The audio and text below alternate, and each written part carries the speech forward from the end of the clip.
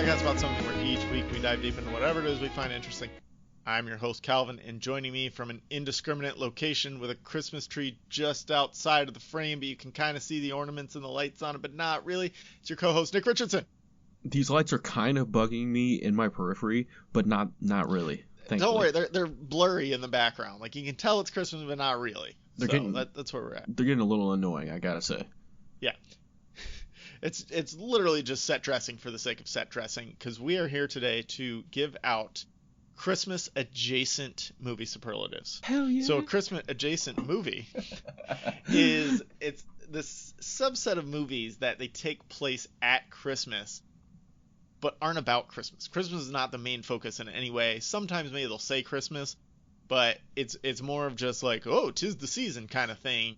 Nobody's actually ever really celebrates Christmas. You might have like an office Christmas party going on, or something like that, but you're not it's not, there's no opening presents, there's no singing Christmas carols, no Christmas music. Usually they're like action movies, or a lot of action movies, actually. Yeah, a shitload of action movies take place around crime Christmas. Thrillers that take place at Christmas. There's some of those. Stuff with guns. Usually there's tits involved too, which is really surprising. I mean, that's nice. A couple superhero movies in here, Yeah. and some school movies.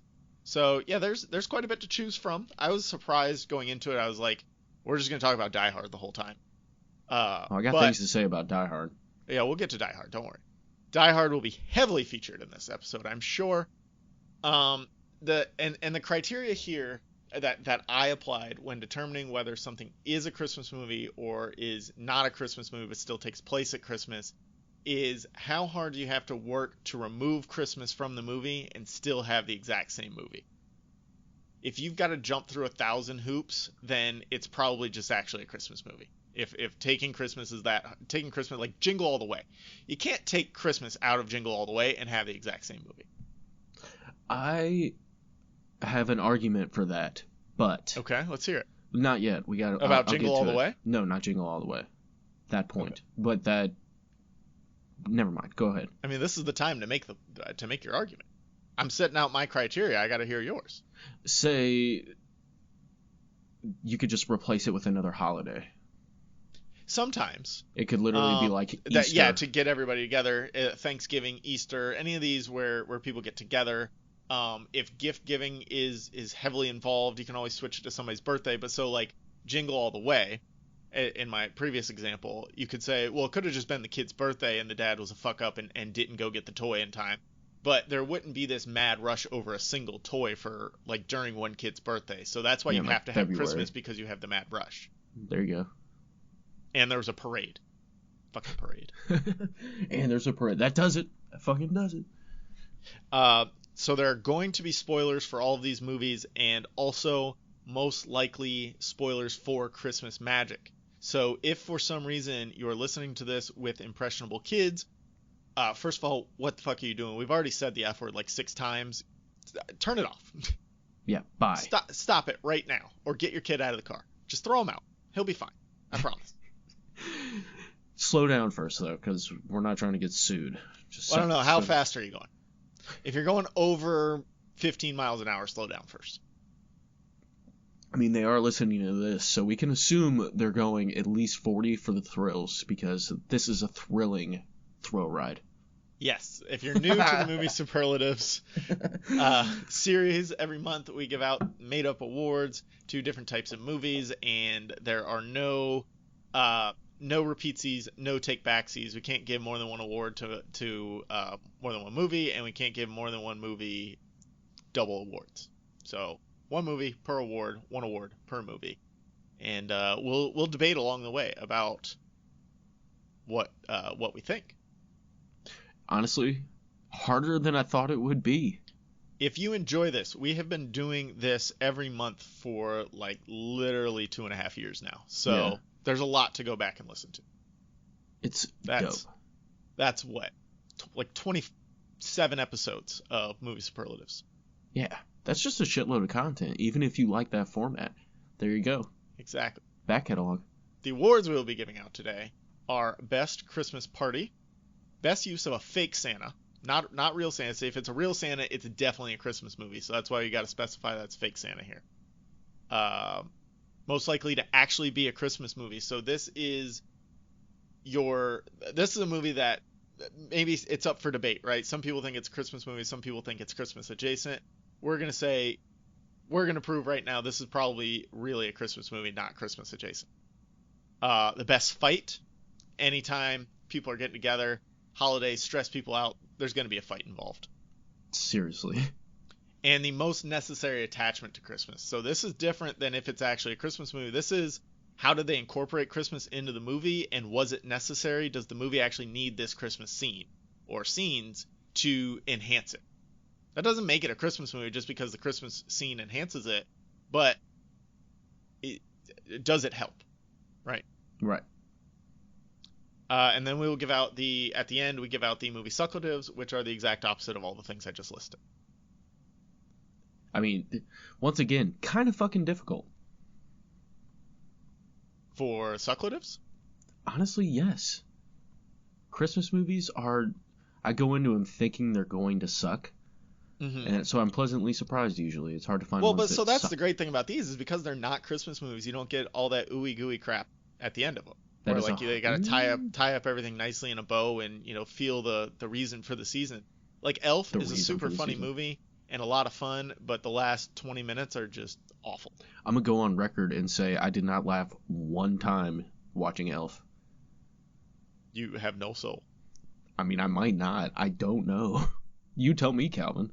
We just watched it for movie night last week. We watched it like 2 weeks ago. 4-year-old didn't want to watch it. She didn't like watching anything with real people. Let me rephrase. I laughed very lightly in the sense I went. That was about the extent. You don't laugh when he gets super excited for Santa coming to the store. You don't laugh when he gives his dad lingerie because it said for that special someone and his dad was special to him.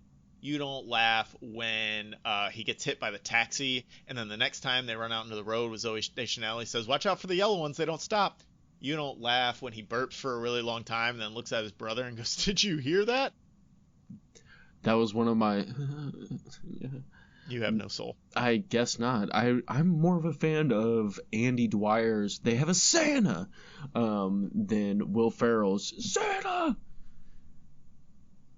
You didn't laugh when he picked up the phone. He answered his dad's phone. He said, "Buddy the Elf, what's your favorite color?" No. All right. Well, we're not here to talk about Christmas movies because Nick apparently has terrible taste in them, so we may never do that again. Yeah, fucking shots fired on... We are going. I will argue Christmas for a adjacent. full hour about Elf. What is the best Christmas party in a Christmas movie? Nick, you go first. Or Christmas adjacent movie. Sorry, Nick, you go first. Thank you for clarifying. I'm going with the Yule Ball in Goblet of Fire. Nice. That's a great pick. While I hate people, that party seems pretty tight. They got good music. Really, any Christmas party in Harry Potter was good, but the Yule Ball, specifically in year 4, everybody stayed around for the ball with all the kids from the other schools because they wanted to get their freak on. So that really ups the ante. That was what I was leaning to was, as a teenager, how old are they there? 15? They are 14, yeah. 14, 15? Oh, my God. Hermione's 15. Ron and Harry are still 14, I believe. Everyone is walking around with a boner pretty much that entire time. You're partying. They can get drunk at a young age. Butterbeer? Anyone? I don't think butterbeer is actually alcoholic. I'm pretty sure it is alcoholic.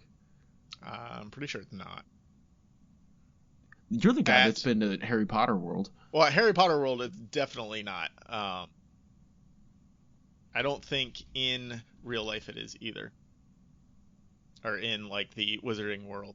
You're telling me the Wizarding World is not real life, Calvin? Of course, the OG of Wizarding World drinks his butterbeer, a comforting, warming pick-me-up that Harry and his friends enjoyed on numerous occasions. Taste-wise, butterbeer is said to have a foamy texture and can be served either chilled or in bottles, or hot and steaming in a tankard. J.K. Rowling once said she imagined butterbeer to taste a little like butterscotch. That is exactly what it tastes like at Harry Potter World. Does not say if it... Not in that post. I'm not going to keep looking. Let us know on Twitter. Is butterbeer in the Wizarding World alcoholic? I say no. Nick says yes. Let's be real. If I was a 15-year-old dude at the Yule Ball, I'd probably be putting alcohol in my They butterbeer. got some giggle water. They got some fire whiskey. There you go. There's some mead, giggle water. There's all kinds of stuff. They do have alcohol available. I mean, it's... Like Slughorn just loads them up in year 6. So. I mean, yeah, he really fucking does. At the Slug Club parties. That piece of shit. But I mean, that would be so much fun. I don't even like wizard music, and that music was okay. Yeah, that band they had. Man, I wish I remember what it was. They're like a. They're a real like band, a good band. Well, they're a real band in real life, but they're a real band in the Harry Potter world too. That I think Twisted Ginny Sisters. had talked about before. Yeah. I think Goblet of Fire is the last Harry Potter movie that could be considered Christmas adjacent, because I think in the next 4 they don't ever like. You don't get all the steps in a school year in the next 4. They're jumping around to plot moving things too quickly, so they don't stop for Christmas. But the first 3 they always stop for Christmas, and there are very important Christmas scenes in each one. Shit gets dark. There's no room for Christmas. That's very true. We got snakes attacking people, Dumbledore's dying, Shriveled everybody hands, else is dying. Yeah. And pensives. See our episode about pensives. Yeah, it's good shit. We know more about pensives than we do butterbeer, apparently. I know. That'll be our next Harry Potter episode, just about butterbeer. Or ways to get drunk in the Wizarding World. Oh my god, dude. You could probably do like a synthetic drunk all the time. That's a good pick. I like that. That's a good party. Lots going on. I got you beat, though. Do you? Do you, Calvin? I do. Hit Iron me. Man 3, the House Party Protocol. That does look like a great party, too. God damn So, it. I gotta say, this is not 100% aligned with the true meaning of the award, but it's got party in the name, and I don't care because there isn't a better party out there than a party that involves 40-plus Iron Man suits beating the shit out of Guy Pearce and his goons. That'd be so tight. Just doesn't exist. I'd be the scumbag who would, like, go collect all the pieces. Like, dope. I'm gonna stitch me together in an Iron Man suit. Exactly. Oh, absolutely. You know those guys, like, fucking Vulture from Spider-Man, he's sitting around there picking all that shit up. He's just like, honey, go ahead and get the air mattress. We don't need the Vulture suit anymore. I got an Iron Man suit. We're good. I got a vulturing Iron Man suit. He's That'd be vulturing Iron Man suits. That's like oh that's my like God. the only thing Iron Man didn't have is one with wings. I'm sure he did in the 90s, and like 500 patches and Oh a yeah, couple I'm sure. guns, too, I'm for sure good measure. Comics Iron Man definitely had one with wings, but in the House Party Protocol specifically, there were no wings there. I watched it. I know. I was Believe waiting me, for I him to fucking like know, throw man. an actual party, and he never did. So I'm like, okay, got to go with House Party Protocol because it's fucking badass. Iron Man 3 is not great though. It's Not at better on a rewatch. I enjoyed it. I like it when you're not looking for any stakes. So like the first time you watch Iron Man 3, you know it's the end of his trilogy. The Avengers had just happened, so you're really thinking that plot is going to advance. When you know that's not going to happen, you can kind of just sit back and enjoy it. It was all about the Mandarin for me. Yeah. So once I knew about that, it was just like, Well, he yeah, was hyped once as the that big rug is bad. pulled out from under you, I get Right. it. It's like this little puss. But this suit with the like this scene with all different suits using their individual strengths while Tony controls them remotely, awesome, just awesome. I Super could watch dope. this scene any day of the week. Killian the Mandarin, whatever you want to call him, not a great villain as you said, but he's got that super punchable face, which that just makes this scene all the more sweeter when Pepper and Tony finish him off. It's the teeth. I don't know Yeah. what it is about his teeth, but Like, it makes he me sucked just as want a villain. I don't ever want to see Aldrich Killian as a villain again in a MCU movie. But I'm glad everybody punched the shit out of him.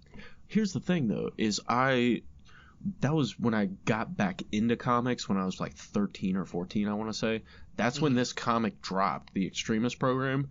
So Yeah. that was the first comic I actually rebought when I started getting back into comics. It was like a 6-issue miniseries.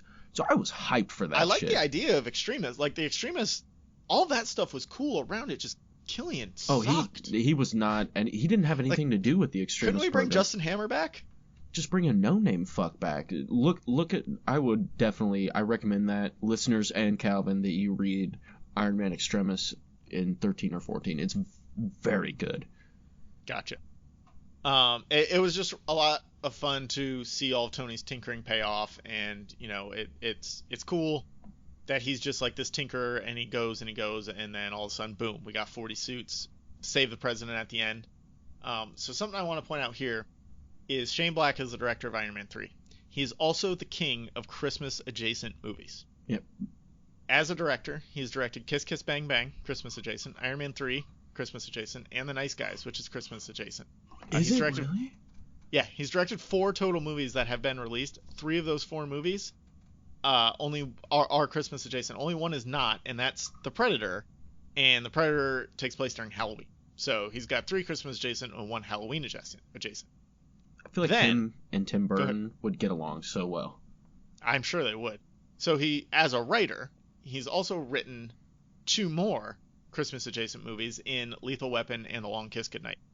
And the 3 he already directed. And that he's written 17 or had writing credits on 17 movies. So not as high a percentage with writing credits, but when he directs a movie, he's gonna set it at Christmas pretty much. Fucking Shane Black, y'all. So shout out Shane Black for giving us a lot of content here on this episode. Yeah, for real. And then I gotta throw in the other Shane Black movie as an honorable mention here, Kiss Kiss Bang Bang. They had just a nice party, nice Hollywood party. You get to hobnob with some movers and shakers up in Hollywood. Just looked like a fun run-of-the-mill party. I got a runner-up for best Christmas party. Yeah, what you got? Die Hard. That looked boring as fuck. Plus, it got attacked by terrorists. I do not want to be at a party that gets attacked by terrorists. I told you, I'm here for the thrills, Calvin. I guess, definitely. I don't know. I'd be that guy that's like, I don't know. I don't know what I'd do in that situation, but let's move on. I would be somewhere between John McClane's wife and the dude that tried to turn on John McClane, like the dude that was hitting on Elliot? her before. Yeah, I think I'd be somewhere in between his wife and that guy, where his wife is actively helping and he's actively trying to kiss the terrorist's ass. See, I'd be like a chameleon. I'd just, be like, yes, German brethren, let's hold these hostages hostage. That's a good way to get yourself shot, I think, Nick. I mean, as long as they just get me in a non-vital area, I'll take it and just fake my death for a while, and then I'm good. All right. They just step Are on we ready my to move hand. on to award number 2? Most definitely, dude. That's the best use of a fake Santa. This was a hard one for me. Really? It came down to the second to last movie I watched for this series, and I ended up giving it to The Long Kiss Goodnight, which is a great movie. I recommend everyone watch it. It may have also led to like all the 9/11 truther movement, just because that's the whole plot of this movie is the I think he leads up the CIA or the FBI or something, one of these guys, and they're planning this false flag terrorist attack throughout the thing that the main characters have to stop. And Very stupid. I'm guessing Alex Jones fits in somewhere there. Alex Jones does not make an appearance. The main character is Gina Davis. She's great. I mean, she wouldn't let the frogs be gay. That's fair. So where the fake Santa comes in here is Gina Davis dresses up as a Mrs. Claus in the beginning with a fake Santa next to her in the parade. That's the only appearance of the fake Santa. But they're in this parade. So this parade is televised, shown on the local news, and this is where one of her she has amnesia. Really long, confusing story if I were to try and explain it here. But just know she has amnesia. She doesn't know what's going on. And one of her old targets or like partners in crime is in jail, sees this newscast, and realizes she's still alive. She didn't die. So that sets the whole story in motion. Just because she had to be with this fake Santa. Son of a bitch. And I've got to say, I think parade Santas are better than mall Santas. Yeah, because they're not covered in kids' tears. They don't smell like beef and cheese. Yeah. Yeah, you've got no direct interaction with this just randomly potentially creepy dude. Well, and they're free. Have you seen mall Santas? They're like $60. That's fair. Yeah. That's fucking ridiculous, dude. I feel like it makes more sense for this guy to be in a parade on the news. So if this was like a mall Santa, that would have never been on the news. I get why the parade's on the news.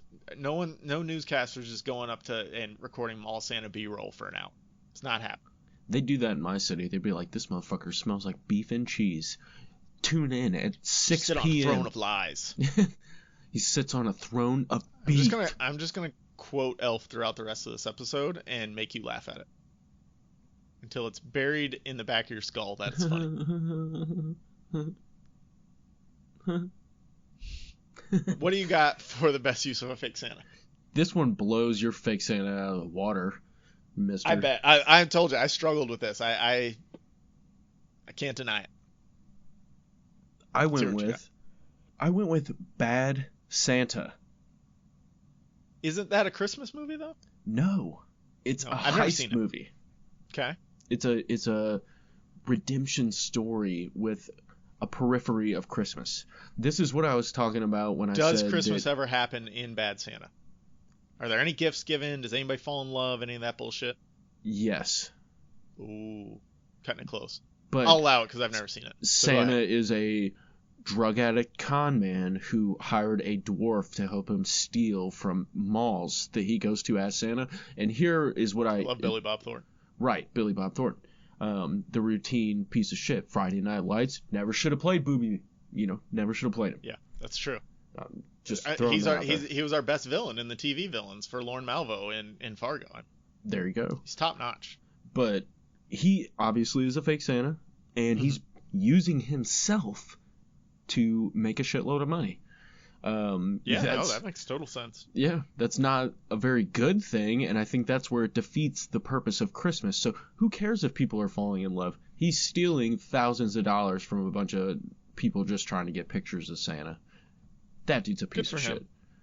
No, I mean, you got to give it to American ingenuity, Fuck those kids who want toys for Christmas. Yeah. He's horribly mean to him, too. So, I mean, that's where a lot of the humor comes in. He's just kind of a fucking dickhead. But, he does help one kid, so I guess that's good. He learned his lesson. I mean, there was a Bad Santa, too. I never watched it. That's a good pick. I like it. I've never seen it, like I said. I thought, and I would have watched it for this, but I thought it was framed as he was this asshole, and then the spirit of Christmas takes him over, and so it ends up being closer to a Christmas movie.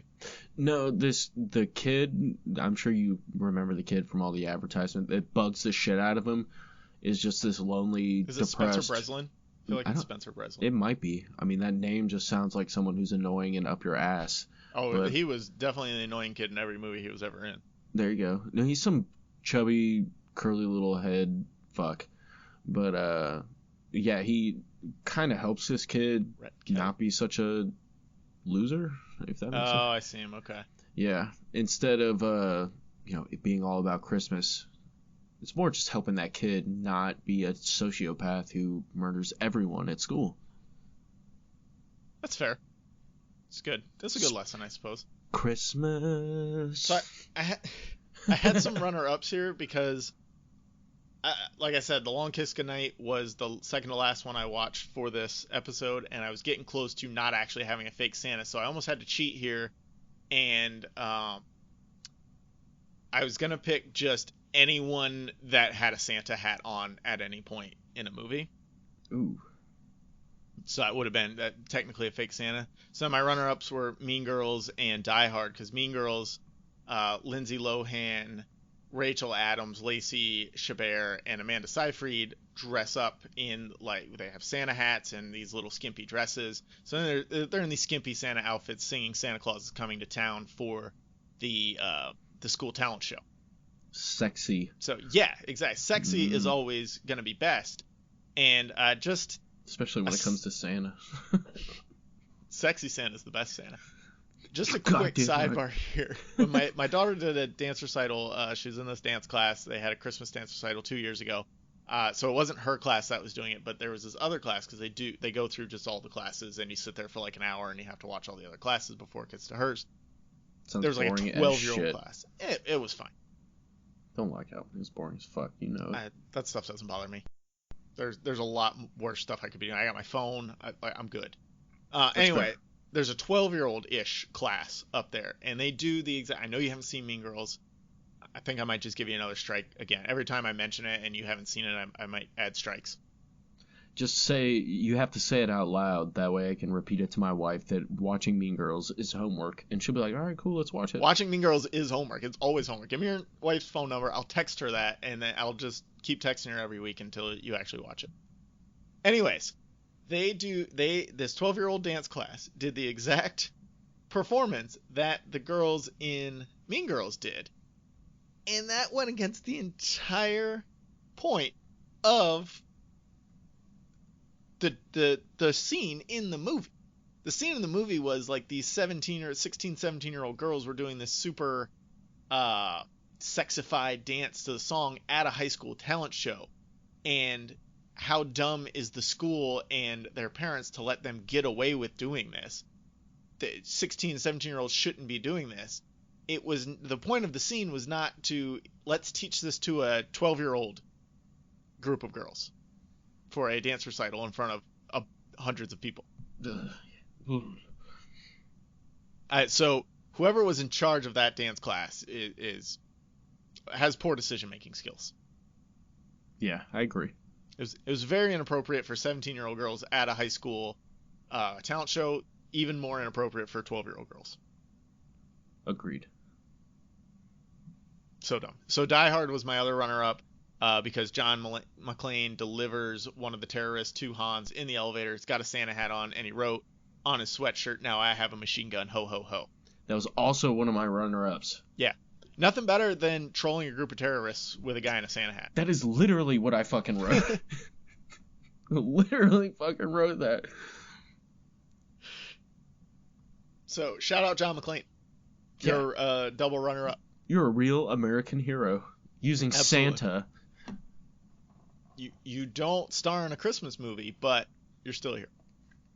My hero. All right, so the most likely to actually be a Christmas movie award. Nick, you go first here. Most likely to act... We skipped one. No, most likely to actually be a Christmas movie is number 3. Oh. Batman Returns. Ooh, interesting. This is a goddamn Christmas movie. Are you sure? All the fucking imagery is what does it.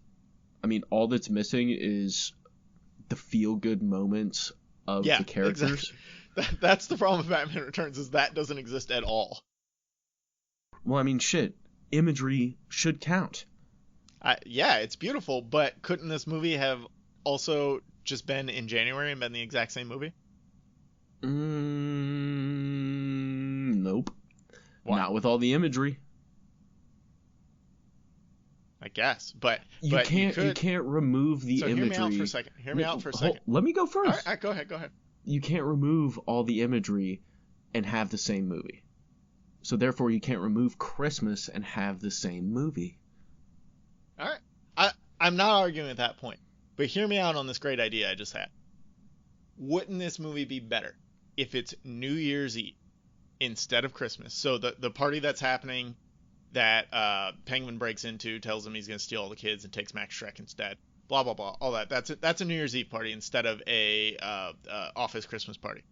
Or like a town Christmas party, whatever the fuck it was. And so the imagery, instead of being Christmas, is Christmas dying all around. People have Christmas trees thrown out on their lawns. Penguin is just dragging the city down with him, and you see it through the imagery of Christmas being dragged down, Christmas being thrown out, lights shutting off for the season, Christmas trees being thrown out, like tons of garbage from all the gifts that were bought, things being returned and exchanged because nobody actually likes the gift. Doesn't that kind of prove Penguin's point a little bit more that people are shit? If you're seeing how people treat Christmas immediately after Christmas rather than... It's almost like Penguin is taking the people while they're at their best and trying to bring them down, and he doesn't fully succeed. But what if he's taking them down when they're at their worst? Right after Christmas may be the lowest point in a lot of people's lives. I mean, it may be, but... And I think you can do that. I disagree, because that's how they express evil in this movie. Yeah, a lot of people are doing evil acts or doing bad shit, but they do it as they express it with the imagery as a corruption of the goodness of Christmas. Yeah. So You got Like the I said, I penguin wasn't in front of disagreeing. a white Christmas tree. That sounded like you were disagreeing. That was an awful No. lot of words. It wasn't. Did you listen to any of them? I listened to every one. That's why I was You sitting said a here lot like, of words, but I don't know what they mean. No, I wasn't disagreeing. I was amending.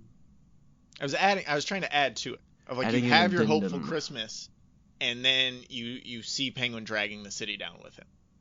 I think it. Like I said, I literally just thought of that and thought it was a good idea. Apparently, I'm wrong. So No, fuck no. me. Let me rephrase. I disagree in the fact that you are wrong. I think you're right. You could do that. Everything you said, you could do that. But I think in Yeah, I don't the think you could context of this movie, Yeah, I don't think you could make this movie that already exists that movie that I just described, but it would be a cool movie. I'd be down for it. Either way, I probably wouldn't like either of those movies because I just don't really. I'm not a big Tim Burton fan. Batman Returns is a tough watch. It's not good. I think it's a good movie. It is not a palatable movie though. Wouldn't that make it a bad movie? No, because it's well made. So I have this inner turmoil over things sometimes of well-made movies versus good movies.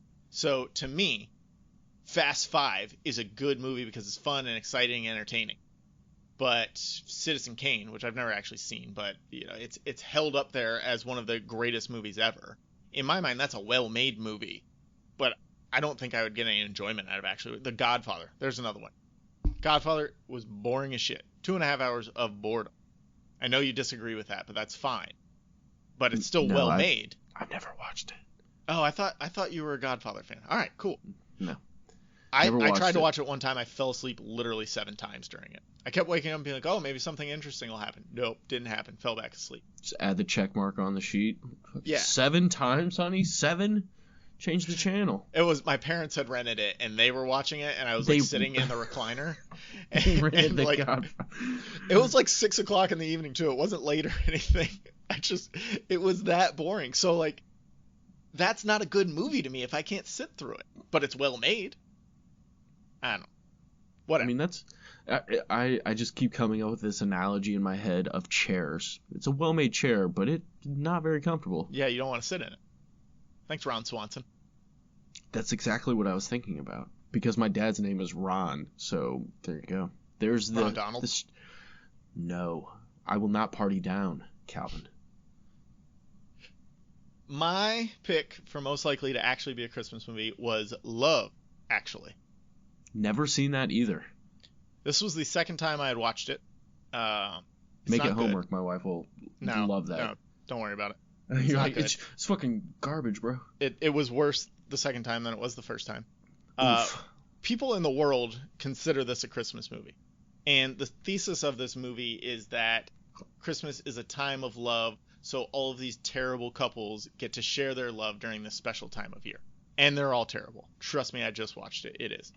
And I'll take your word for it, bro. There's all these intertwining storylines, probably like 6 or 7 of them, and they culminate on Christmas Day, and the focus of the movie is very much that Christmas will help whatever things are coming to fruition, everything's going to come to fruition on Christmas Day. So in that sense, this movie needs Christmas, but I still don't know why you can't tell all these disparate love stories outside of the Christmas framework. You can just say, here's 6 different interconnected people who have these different love stories. It's all culminating on Christmas, but it doesn't have to. Like, you can just end the stories on any day of the week, in my mind. Yeah, Super Bowl Sunday. Why not?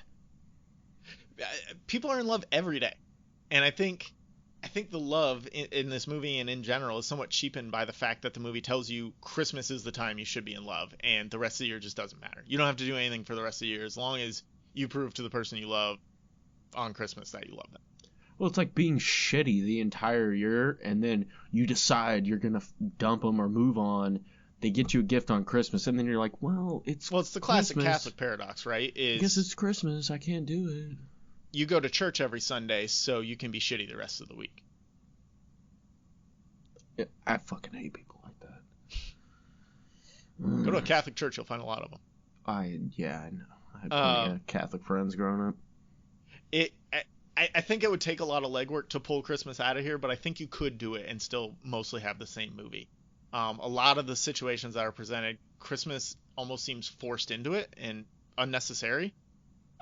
They had like I think somebody wrote a solid love movie script, but it was more of like a movie of the week or something. It was like an hour long. It wasn't a full movie yet.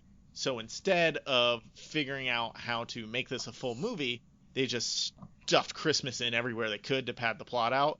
And I honestly think they say it's Christmas or at Christmas 1,000 times to really just drive it home in this movie. That was just the studio. Like, oh yeah, if we release it now, it'll get that big push for Christmas.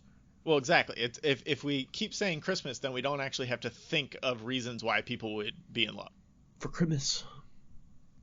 Yeah, I mean, how can you love someone without Christmas? Buy me shit. I will love you. So the world at large believes this is a Christmas movie. I think it could do without the Christmas, but it does have a very heavy focus on Christmas that I think would be very difficult to take away. So I think it is the most likely to be a Christmas movie. I think that's fair. All right, I'm going to win the whole show right here with the best fight. Get out of here. Easy. Rocky 4. Is it Christmas time in Rocky 4? It is Christmas time, and this fight single-handedly ended the Cold War. If I can change, then you can change, then everyone can change. Is it though? I don't remember it being during. It's in Russia, no, so it's snowy. absolutely Christmas. I watched it yesterday. It's okay, 100% at Christmas. They make a point to say that the fight's gonna be on December 25th. It's in Russia. They don't believe in Christmas. The communists. Adrian gets mad at him for doing it on Christmas. Why does it have to be on Christmas? She gets mad at him for everything in this movie. Also, the movie is 70% montages. I know, it's so good though. That is my favorite Rocky movie. I fucking love 4. I think I like 3 better. Well, Creed's the best, but I think I like Rocky 3 better. No doubt. And Rocky 1 is the best film. It's the most well-made. It's not the most entertaining, but it's the most well-made. It won an Oscar, so agreed. It has to be. Stallone wrote and had a big part in that, obviously. Yeah. Rocky 4 is probably the best boxing scene. The Rocky versus Drago, not Creed versus Drago. That was very bad. It's one of the best boxing scenes in the first set of Rocky movies. Those first 5. Clubber Lang versus Rocky Part 2, maybe better. I'd have to go back and watch the tape on that one. When we do boxing movies, I'll have a true ranking of what the best choreographed fights in Rocky movies are. I think Dude 4 just takes it. I think so too, but again, it's kind of montaged a lot. So there's not a great deal of choreography except in the round where he cuts Drago and the final round.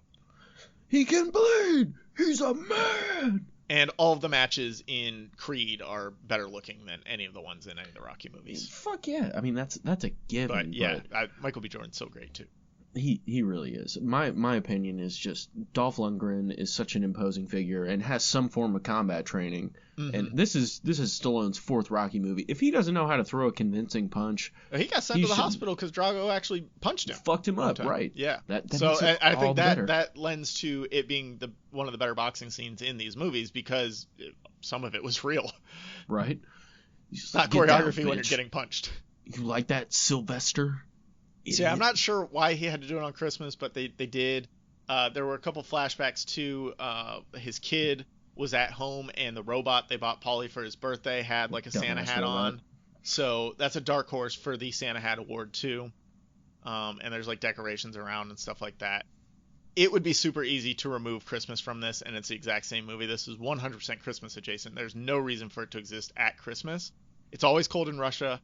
And Rocky's always neglectful of his family, regardless of what day it is. So why are we doing it? Why do we need it on Christmas? I mean, He is. Have you seen Rocky 6? It's the whole point of Rocky 6. Yeah. His husband his husband, his son has that shitty earring, doesn't he? No, that's Rocky 5. That's Rocky also Balboa terrible. is Rocky 6. That's when he's really old, and the video game says he would beat the whoever the new heavyweight champ is, and he fights him. And his son's played by Milo Ventimiglia, and he's grown up, but kind of estranged from Rocky. Okay, yeah. It's okay. All right. It's better than Rocky 5.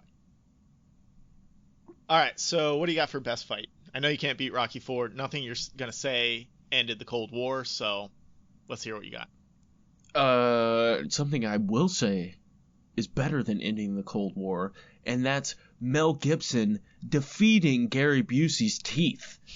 That saved the entire world, Calvin. Have some respect for this man. What's that, Lethal Weapon? Lethal Weapon! Never seen it. What? So that's another one I would have watched. I didn't realize that was Christmas adjacent until I was too far into this. And I didn't have time to fit it in. Otherwise, I would have, because I've never seen it, and I would have watched it. And I didn't until I was watching The Last Kiss Goodnight, and I was reading up on, Shane Black's affinity for setting things at Christmas. I realized he wrote Lethal Weapon and that it was set at Christmas. So that's my bad. I mean, you could remove Christmas, and it would be the same fucking movie. It opens with Jingle Bell Rock. I don't know, actually. So they always go with Jingle Bell Rock. All these action movies, they throw Jingle Bell Rock in there. It's a given. But Mel Gibson's character, ex-Special Forces, he's a cop, and he is suicidal. In the end, he gives his partner the hollow point bullet that he was going to use to commit suicide, is some form of gesture. So I guess without that, I imagine he wouldn't be like, here's this bullet for your birthday. Yeah, you love you. When you got to start like shoehorning birthdays in there, or now he's retiring, so he's giving him a gift, right. Something like You're that. retiring. Here's a bullet. I mean, Danny Glover's too old for that shit. Just bite it, bro. But yeah, the best fight by far. Mel Gibson uses some weird white kung fu, and it's fantastic. They fight in the rain, in the mud, and it's so unbelievable. That's why it's the best, because there's an entire police force in LA fucking standing around just like, yeah, fight Watching it out, fucking kill him. They run a copter in with a fucking floodlight, dude. Like, they're spotting on this match, and I think that's what makes it. They literally have an audience for this fight, as does Rocky. But Busey is a terrorist. I mean, he gets the Russians to start chanting for him. Rocky, Rocky. Busey didn't bite him, and that brought back Mel Gibson's Riggs from the edge. So I think it had more. It saved a life. Yes, it saved several lives, because I mean, Rocky IV saved a lot of lives. The Cold War would have just kept escalating if he never went over there and fought. I think you're right, Calvin. I think you're right. Everyone wouldn't have realized that they can change if he didn't say that. Change is gonna come. It's gonna come, bro. With Rocky. I like the Lethal Weapon pick. That's good. I think other qualifiers, you got Batman Returns, and all these superhero movies. Shazam could throw in there. That's Iron true. Man 3 could throw in there. A lot of good fights in those. They set a shitload of movies around Christmas. Yeah, especially if Shane Black was involved. Harry Potter's, you could probably throw some in there. But, so Harry Potter would be tough because none of the fighting happens in those Christmas scenes. Like, he fights Voldemort and everyone, but that's not during Christmas. He fights a sweater. It's true. Speaking of Harry Potter, let's go to the most necessary attachment to Christmas.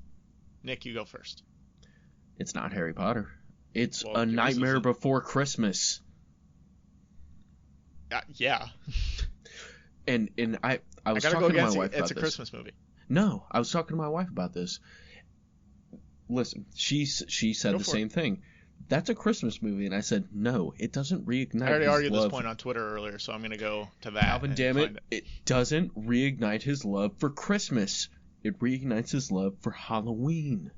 That's fair, but the whole thing takes place on Christmas. He's giving gifts. He's dressed as Santa. He falls in love with the Christmas spirit at one point. He understands that Christmas is important and that he shouldn't affect Christmas. Well, it's truly involved. It's got the necessary attachment to Christmas, but it's not a Christmas movie. It's not. So, it's too horrifying. The great podcast, Mike and Oscar, at MM and Oscar on Twitter, they posed this question earlier.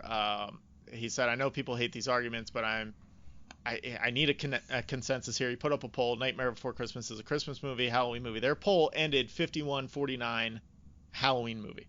How many votes were there? 2? 102. 102. Yeah, they got a lot bigger following than we do. That was like straight down the middle. Bet. Yeah. Obviously, by the numbers. So I had responded to him that I just watched this for the second time ever, so I'm an expert on it now, and I specifically watched it with the framing of, is this a Christmas movie or is it a Christmas adjacent movie? Because I going into it, remembering it back from the first time I saw like 12 years ago, I thought it's a Christmas adjacent movie. It focuses more on Halloween than Christmas, but Christmas plays a part.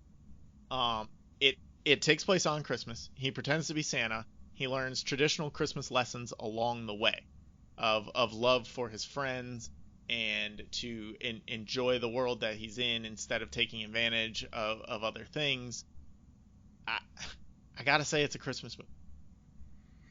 But it's also, the attachment to Christmas is absolutely necessary, so I back your award there.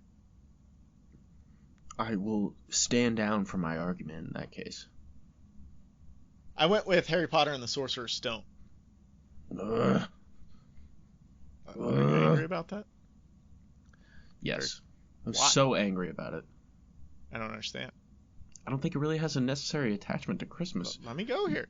They're in school, and it's following these kids through a school year, and Christmas happens during a school year, so you have to include Christmas. Especially in Harry Potter 1, it's absolutely necessary. In the other 4, 5, 6, 7, 8, it doesn't matter as much. But Harry needed to receive these gifts in year 1 specifically. He needed to receive that sweater from Mrs. Weasley because it helped him finally feel like a part of a real family for the first time. And he needed to receive the invisibility cloak that literally made him invincible. And Christmas is really the only opportunity for Dumbledore to give it to him without raising any of these suspicions around why Dumbledore has it and all that other stuff. Didn't think about the invisibility He had to get cloak. That, and he had to get it from Dumbledore, and Dumbledore had to give it to him in a way that he didn't kind of sell out his whole plan right in year 1. Also, our 3 favorite heroes, the Golden Trio as I like to call them, they needed to stay at school together to further strengthen their bond and uncover the mysteries that lied in the school with fewer interferences than they had during a regular school year. And you just got to have that. If you're going through a full school year, you got to include Christmas, and so thus Mean Girls is a runner-up for that exact same reason. Okay, I'll accept it. If you have a high school movie that's going to go through the whole high school year, you got to include Christmas, because important stuff happens in high school at Christmas. That's true, even though everyone's on Christmas break. Or Wizard boarding school. So, those were our awards. We gave out a lot of stuff. It was a lot of fun. We gave the best Christmas party, the best use of a fake Santa, the most likely to actually be a Christmas movie, the best fight, and the most necessary attachment to Christmas. Are there any categories that we missed in all of this, Nick? I have 2. What do we got? I got best awkward gift. And ironically, I used Harry's sweater. You know he's never going to wear that, and he'll never tell Miss Weasley he fucking hates it. But he's wearing that shit every time he visits the Burrow, I'm telling you. You know that sweater means the world to him because Miss Weasley made it to him. Yeah, he's not wearing it outside of the Burrow. I agree there. Right, but it's still an awkward gift. He's like, man, I'm an orphan, and I live under stairs, but this sweater is ugly as fuck. I don't even know if I want it. That's a good one. I'm looking through my list of movies here trying to think of an awkward gift. I think maybe Shazam would qualify. He gives all of his orphan family these superpowers out of nowhere. Which would fucking suck. But, I mean, if you get to... you got superpowers also. You got superpowers, and there's mighty big glow-ups going on in that shit. Yeah. Somebody turns into Megan Good, which I don't know that you could have a better glow-up than going from a 9-year-old to Megan Good. That's true. I mean, Adam Brody, that dude looks the same. Solid. Adam Brody's hilarious. I used to sometimes watch The OC. Adam Brody was pretty much the reason I would sometimes watch it, because he's hilarious. Have you ever seen the movie Grind? It's a shitty skateboard movie, but it's one of Adam Brody's super early roles, and he is fantastic in that movie. Anything I've ever seen him in, he's very funny and witty. I like him. He would have been a great Ramsay Bolton. I would have he would have been awesome. I don't know that he can go that sadistic. Like, he tried in Mr. and Miss Smith, and it didn't. He's always Seth Cohen to me. Like, he can't get past that of just this witty, doofy guy. He just reminded me of what's his name that played Lex Luthor in the terrible Jesse Eisenberg? Yes, that guy. Yeah. Well, so that's Adam Brody as Ramsey Bolton. That's going to be best case scenario there, is you get this weird Lex Luthor type guy. The weird shit. Jesse Eisenberg, Lex Luthor type guy. Don't like it. No. I was thinking best Winter Wonderland. That's a good one. Which Gotham City and Batman Returns I think is perfect for this. Yeah, you explained this before. Tim Burton does a great job of showing the entire city and not just the Batcave or, focusing on the office building, anything like this. We get to see how Christmas looks. We see it in downtown with the tree lighting and the office building. We see the zoo. We see the cemeteries. Everything has, these reflections of decoration going on around them. We see neighborhoods when Penguin's off kidnapping kids. We get to see Wayne Manor. The sewers are even festive a little bit. And he just puts so much detail into the background setting in this movie. It makes me believe that he made this movie purely to set the scene more than he cared about Batman and making a Batman movie. He just wanted to make this sweet city. I feel like it's his favorite character in all his movies. Think of like Beetlejuice, Edward Scissorhands. You get another Winter Wonderland. I mean, it's all... He's very big into imagery and setting. Oh, we'll get to Edward Scissorhands. Don't worry. Oh, we'll fucking get there. It's coming. He'll scissor your hands. I won't be mean to anyone about it. VCR kids and I, we squashed that beef. Erin was very nice on the latest episode when I vehemently proved her wrong and unequivocally proved her wrong. With the biggest she hands. She just said thank you and was really nice about it. I guess she doesn't know how feuds work. That was class. I guess, Settled it with class. Damn it. Damn her and her class. Money, please. What other categories did we miss, Nick? The dopest tree. And mostly, when I say this, you catch a glimpse of a well-decorated tree. Mostly, I choose this for Lethal Weapon, which I'm reusing, because Mel Gibson throws Gary Busey's teeth into the shittiest tree I have ever fucking seen. This thing is hardly any needles on it, hardly any limbs, and hardly any lights. And he basically uses it as a weapon against the teeth, aka the chomper, Gary Busey. I like that. I think Tim Burton's Batman Returns tree should be considered for dopest tree as well. It's a very good tree. Ice Princess gets thrown off into it. He's got several in that movie. Yeah. I didn't pay too close attention to Christmas trees as I was watching this. I probably should have. That would have been a good thing to pay attention to. I was thinking best Christmas-related one-liner. It would have been kind of tough just because you got to pay really close attention to hear them all. Shazam had a really cheesy bad one that would have definitely qualified for a sucklative. The bad guy, whatever his name is, comes in and he goes, I've come here during the season of giving to give you what you deserve. To give you my balls. I think that's exactly basically his balls what out and set him on the table. What he fucking meant. His balls would have caved in that entire floor because he's some super magical being. But yeah, I like that. I like that a lot. I mean, there's a shitload of one-liners in all these movies. There are. Die Hard had several, including Merry Christmas. Well, yeah, I'm not sure how much of that a one-liner is, but he goes on, like, he writes on the guy's sweatshirt, now I have a machine gun, ho, ho, ho. You can't have a better Christmas one-liner than that. Again, just trolling those terrorists. It's not even verbal. What a badass. So, Nick, do you prefer Christmas or Christmas-adjacent movies? Christmas adjacent, because really? There's all, like we mentioned at the top of the episode, there's all that action, adventure. There's things actually happening. Right, dope parties. There's usually boobs, which always adds to, Christmas adjacent movies. That's what I'm there for. Or really any movie. Really. I mean, really any movie. They put it in Tomb Raider because no one was going to go see that shit. I mean, that's kind of part of what the Tomb Raider character was at the time, too. Yeah, triangle titties. Yeah. For me, it depends. If it's around Christmas, I think I'd much rather be watching actual Christmas movies that focus on Christmas and not just, Christmas is this set piece that no one really pays attention to. But if it's not Christmas time, I like watching these types of movies because a lot of them are actually good movies.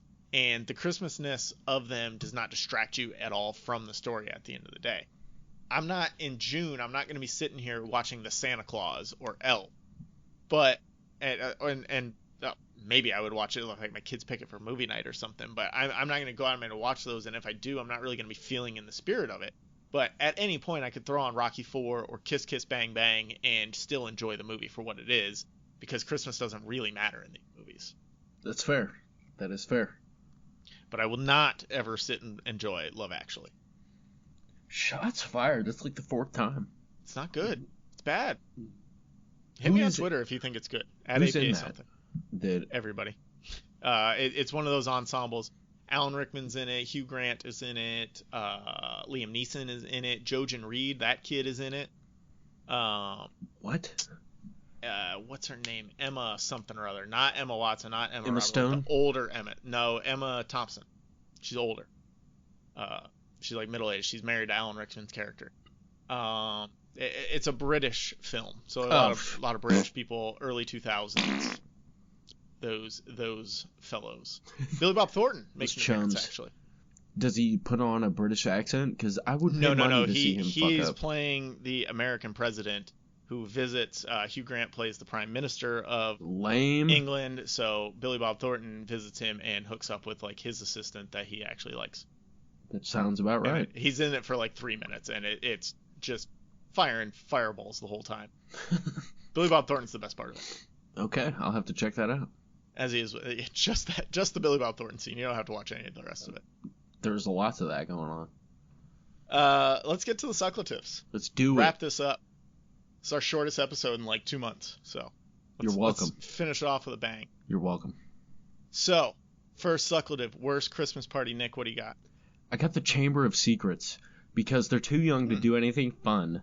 They bounce out and take fucking Polyjuice Potion, and fuck that noise. And go hang out with Malfoy. Yeah, I'd much rather go to a feast and hang out than turn into a goddamn Polyjuice Potion weirdo. Well, and Hermione turns into a cat lady. A fucking cat. She doesn't get her fill of pumpkin pie. She gets her fill of dandruffy, gross underhair. Yeah, gross. I went with Edward Scissorhands here. That's okay. They've got a party that no one shows up to because everybody's pissed at him because they think Edward Scissorhands tried to rape someone, blah blah blah, all that good stuff. So Edward tries to make an ice sculpture in their yard. He cuts Winona Ryder with a piece of ice, causing Anthony Michael Hall's character to try and fight him. That's what starts everything off. Yeah! Then the cops get called. So Edward runs away. Then Winona Ryder thinks she's going to get a kiss, and he shuns her. Like, if you're Winona Ryder and you get shunned by Johnny Depp with Scissorhands, that's a rough look. Yeah. The little brother in the movie, I don't know who the actor is, but he almost gets run over by a van, and Edward, quote-unquote, saves him, but also, like, kind of just slices him a little bit, because, again, he's got Scissorhands, and everybody gets pissed at him yet again. Then he almost cuts off Anthony Michael Hall's arm, which Anthony Michael Hall in this movie, he should be first ballot dickhead boyfriend Hall of Famer. Just for this movie. Right, and at the same time, his nearly cut off arm is not even visible later in the movie. Or, yeah, really, yeah, he's a little bitch. The whole town thinks Edward has died now, and Anthony Michael Hall does die. He actually dies. Nobody seems to care about that at all. He just, like, disappears and everybody's fine with it. I don't know that you could throw a worse Christmas party if you tried. Oh, I could make do. I could fucking make do. I guess Die Hard with literal terrorists showing up would qualify. I don't want to turn into Crab or Goyle. Fuck that noise. Or a cat. Dude. I'm good. Send me to the feast. My other honorable mention here was Batman Returns, the Masquerade Ball. Very dumb. Just on the name alone. I wouldn't go to the party. And it also seemed like a boring party, formal dancing. It looked almost like more of a prom than a party. And also Penguin shows up and announcing that he's kidnapping everyone's kids. And then kidnaps Max Shrek. I'm taking your kids. And it's called the Masquerade Ball. Yeah, I fucking hate that. That pun is not funny. So the worst use of a fake Santa, I went with The Nice Guys. Great movie, by the way. Love that movie. Another Shane Black here. So this showed up on a list of Christmas adjacent movies because that was one of the first things I did. I Googled kind of one of these lists. found a list of like 30 movies to check out. I didn't watch all 30. I watched like 11 maybe. That's a shitload of movies still. I watch them passively. So I'm like working and it's on my tablet and I'm looking for the specific things that the awards are for, and most of them I've seen already, so I kind of know when to pay attention and when not to. It's fair. Or like I watch them. We have to still sit in my kids' room while they fall asleep every night. So like I'll start them on my tablet there, and then I'll just finish them on the couch while I'm either doing work or preparing for a different episode or whatever. I'll have it on the TV. That's a new thing I started doing with the teen movie superlatives, because I love teen movies and I just really wanted to watch them. And I'm like, hey, this works good. I can just watch these passively and have better background information for when we actually do these episodes, rather than just trying to remember this movie I saw 7 years ago. That helps a shitload. It really does. So I rewatched it. It holds up. It's great. But most of the movie, 98% of the movie, does not take place anywhere around Christmas. The only connection to Christmas here is at the end of the movie when the two leads, Ryan Gosling and Russell Crowe, they're meeting at this bar to debrief after several months later, after the main story took place and they figured everything out. They're kind of there catching up on what happened. There's a fake Santa outside this Mexican restaurant that they're meeting at, and he's ringing like the Salvation Army bell. That's it. That's One all second. The fake Santa. That's anything Christmas related. Why is Santa there at all? I know the answer is because Shane Black directed it. But why did that scene need to happen at Christmas time? It's just completely wasted Santa. Like, make Russell Crowe go out there and have a fight with him or something. Like, if we're gonna use Santa, let's use Santa. Shane Black just can't pass up using Christmas in his movie. I mean, you're 100% correct. It's also possible that when they shot this scene in LA, it was actually Christmas time, and the fake Santa was actually a real fake Santa standing out there and just happened to be caught in the scene. He bragged to his wife. He's like, honey, look, it's me. That's me. That's me ringing my I bell. told you ringing that bell would pay off. See Ryan Gosling? He's walking into the restaurant. You see him? I made my big break. So what was your worst use of a fake Santa? Fucking Die Hard, man. I mean, it's literally used for a fucking pun. That's it. That's a great pun, though. It's a great pun, but not a good use of Santa. And that's it. I'll give you that. We've already talked Die Hard and that scene. People know it's really just to deliver talking shit, but he would have been smarter to not send that at all. That's fair. Because then they know he has a sense of humor. He has a machine gun, yeah. Well, and he doesn't. He has a machine gun. They know he has a sense of humor. He's not a sociopath. He's not Terminator. So therefore, they're just not as scared. I also had Shazam here as an honorable mention because Santa's just a punk in Shazam. He is kind of a little. They're at this like winter carnival thing, and it gets attacked, and he just starts pushing kids out of the way to escape, like he's George Costanza or something, just shoving everybody he can. And then later, the whole family gets their Shazam powers, and the younger one, who's now Megan Good, she crashes right next to the mall Santa. And as an adult, she asks Santa for a pony or whatever dumb, like 9-year-old thing she asked for.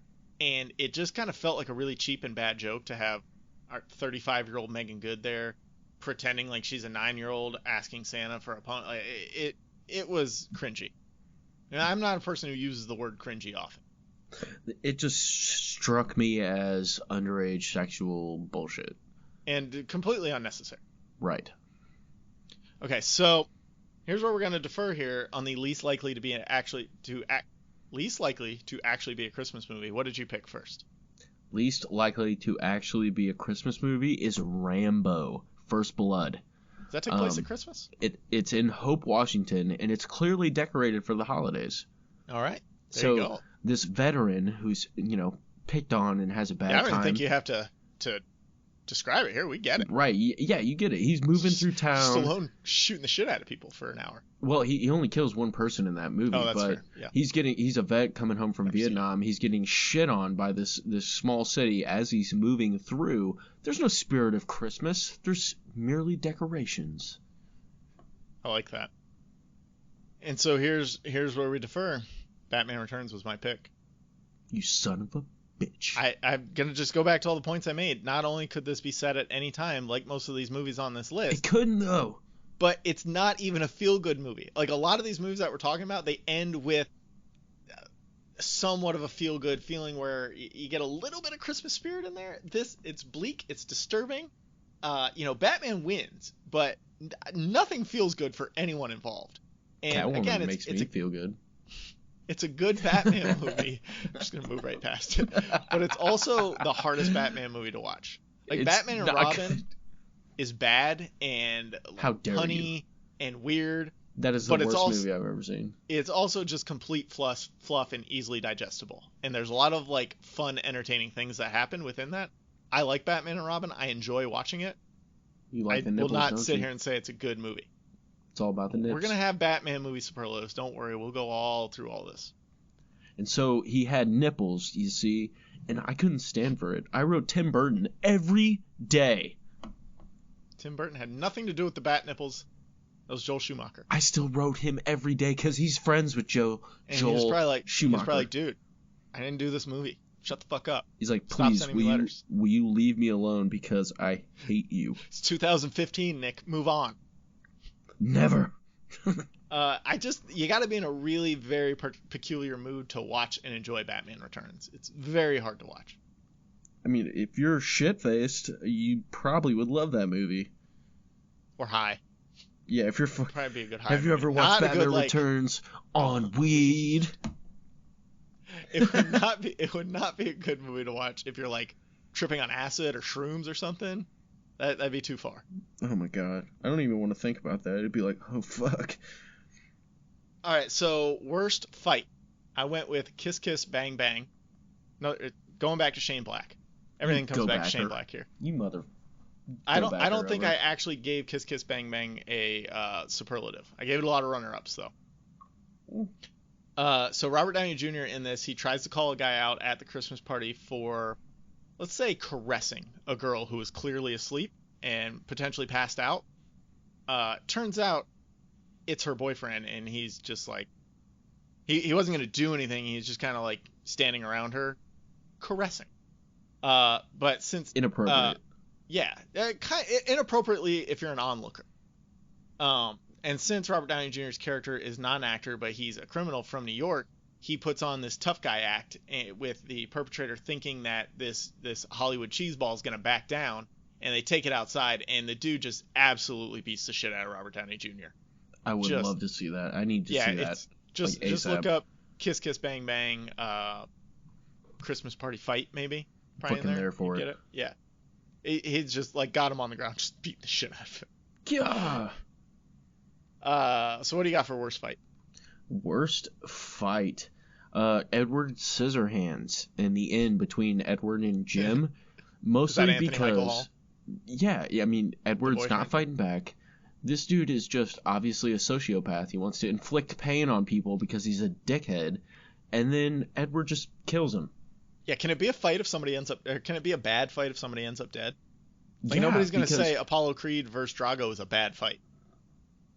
No, because it's actually a fight. I mean, this dude just beats the shit out of him, slaps a chick, and then gets killed.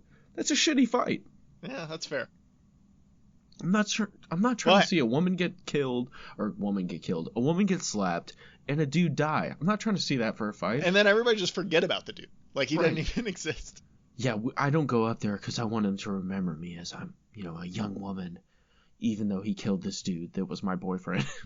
And we all obviously know it's been proven beyond a shadow of a doubt that Edward Scissorhands was created from the salad chopping robot. We all know that now. 100%. I'm not going to go back into it. Listen Listen to last week's episode. Huh? Is that even like an argument? I mean, that was the argument that Aaron from the VCR Kids was putting forth. That he was a different robot. He wasn't the salad chopper. The feud's back on. Convince me. I don't see how it could be anything but what else are they chopping? Fucking tires for rubber mulch? On the episode of the VCR Kids, she didn't know why he had scissor hands in the first place. She was like, why didn't he just make him with human hands? And she was thinking that he built a robot from the ground up. I don't know that she just didn't see it or wasn't paying close enough attention to see the transition between the salad chopper and Edward. She's taking a pee. Feud off. Yeah. Um, so when I watched it, I noticed that, and I texted them privately to say, hey, this is what happened, in case she's like really just confounded by this still. Because not only were they talking about it on the Edward Scissorhands episode, but then they were talking about it later also. And then she came at me, and the rest is history. Listen to last week's episode if you need to know. But she's like, oh, this motherfucker. Then she apologized. She said it's all good, so we're good. We're gravy. Grits and gravy. She thought she made me mad or upset. I wasn't really upset. It's just more fun to play an upset character in a feud than to be like, yeah, well, this happened. That's fair. And you all are right, from Florida. The fine.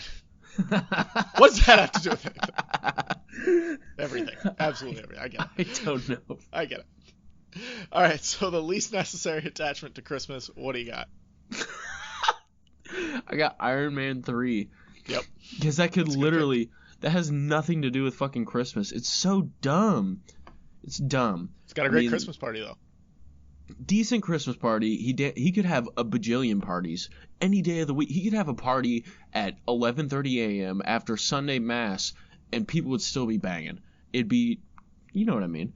And the subtle imagery is okay, I guess, but that movie did not need to happen around Christmas at fucking all. I felt like it was used to just humanize Tony a little bit, when in reality, if he just gives a kid $1 million, that could humanize him more than any fucking Christmas story I've ever heard of.